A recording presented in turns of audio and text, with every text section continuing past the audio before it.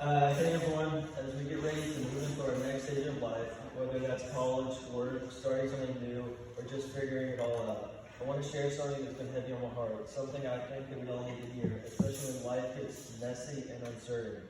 We all screw up, every single one of us, and if you're anything like me, there has been moments in your life where you have felt like you've let God down, or maybe you felt like He wouldn't want anything to do with you anymore.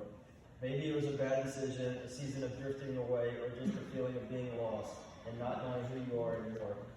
But here's the truth. Jesus doesn't leave us when things get messy. In fact, He runs straight into the mess with open arms. One of my favorite stories in the Bible is the parable of the prodigal son.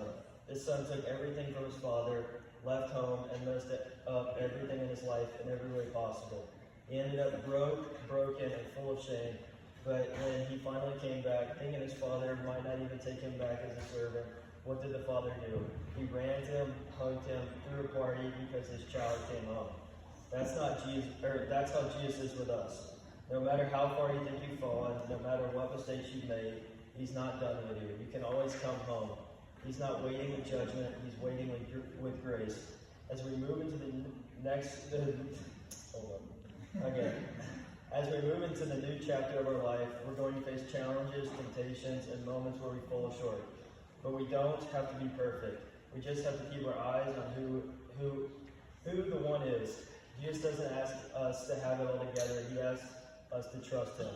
And when you mess up, and you will, don't run away from Him. Run to Him.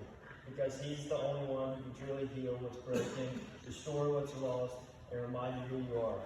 So if you're scared about what's next or feeling unworthy because of your past, remember, you are never too far gone. Jesus will always bring you home.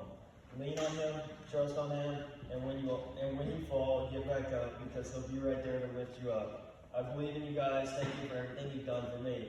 Y'all have been my rock since day one. Love you guys.